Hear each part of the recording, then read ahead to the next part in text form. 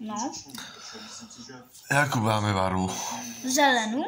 Zelenú už máš poskladanou. Mhm. Takže mi tam daj žltou.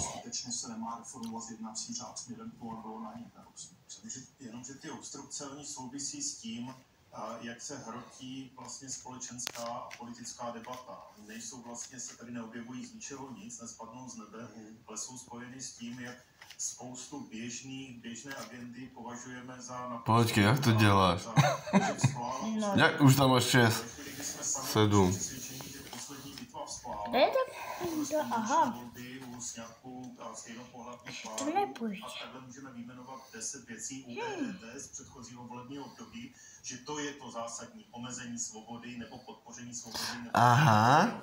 Tak v tu chvíli máme jako zákonodárci, občané pocit, že v takovéto mimořádné situaci můžeme sáhnout k těm mimořádným prostředkům.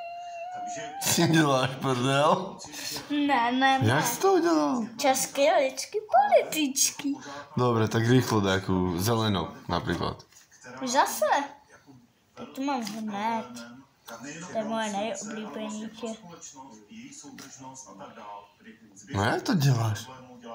No jak se mi zachce.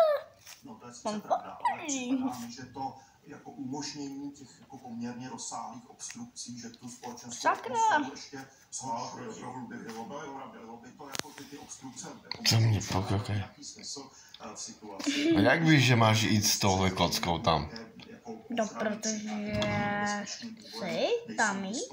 Takhle si třeba ti čeští poslanci v tom starém Rakousku měli pocit, že ty české zájmy jinak než obstruováním té Říšské rady, což ani tak jako bylo, ale dneska jsme v situaci, kdy máme jako fungující dělbu moci, jo, je tady vedle poslanců. No a jak víš, že máš teď pohnout tou jednou, kde nemáš? Jak to víš? Proč? Čili jako nebezpečí, že poslanecká sněmovna, Ticho. by nebyla, že prosadí nějaké věci, No. které jako totálně jako zničí ten demokratický systém, je velmi malá. Já si myslím, že prostor pro uvažování o tom, že obstrukce je vlastně legitimní nástroj politiky, je taky spíš malý. Ovšem, já bych byl trochu skeptický k té jednacích řádů, protože každý krok v tom jednacím řádu někoho politicky někoho politicky poškozuje. Já si myslím, že to nedáš. Hlavní důvod, proč k té revizi a velmi potřebné revizi nedochází, je, že se ti, kteří by to chtěli prosadit, bojí obrovské obstrukce, kterou měla opozice. Ale Krupo, je součástí parlamentní kultury. Když se parlamentní kultury domáhají komunisti, populisti, No, furt ti jedna chybí. manipulují veřejným míněním, Ty to... Fakt jo. tak se domáhají, dovolávají parlamentní kultury. Jak jsi to udělal? Normálně?